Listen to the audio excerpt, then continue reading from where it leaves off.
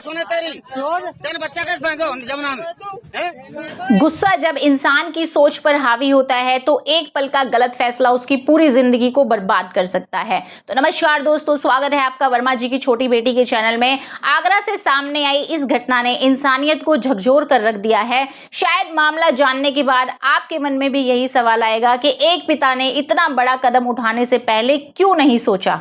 मामला कुछ इस प्रकार से है कि वीडियो में दिखाई देने वाले व्यक्ति का नाम रिंकू है, जिसने अपनी ही 11 महीने की मासूम बच्ची को यमुना नदी में फेंक दिया। रिंकू और लक्ष्मी की शादी 14 जून 2024 को हुई थी। लक्ष्मी का आरोप है कि शादी के बाद से ही रिंकू उसे दहेज के लिए परेशान करता है और बेटी के जन्म के बाद तो रिंकू बिल्कुल भी खुश नहीं था और घर में अक्सर इस बात पर लड़ाई झगड़े करता था। बच्ची का जन्मदिन 17 अगस्त को था और उसके जन्मदिन से कुछ दिन पहले ही रिंकू ने अपनी बेटी से बहुत ज्यादा प्यार दिखाना शुरू कर दिया था। उसने अपनी बीवी से कहा था कि इसके जन्मदिन पर हम आगरा चलेंगे नए कपड़े खरीदने के लिए।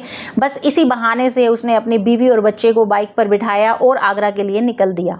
लेकिन यमुना पुल के पास पहुंचने पर जो हुआ उसने इस पूरे परिवार की जिंदगी को बदल दिया।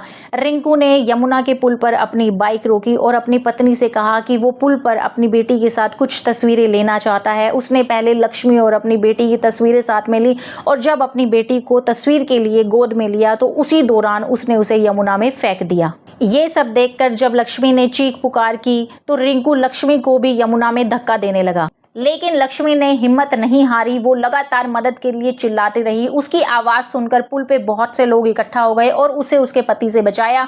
पूरा मामला जानने के बाद भीड़ ने रिंकू की भी जमकर धुलाई की और पुलिस को इस बारे में इत्तला की।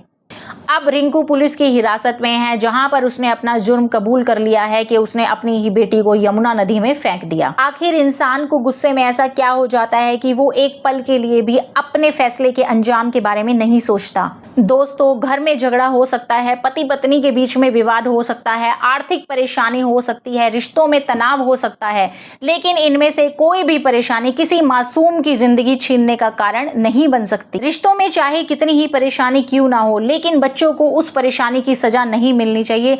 आपकी इस पूरे मामले में क्या राय है, प्लीज मुझे कमेंट बॉक्स में जरूर बताएं। राधे राधे।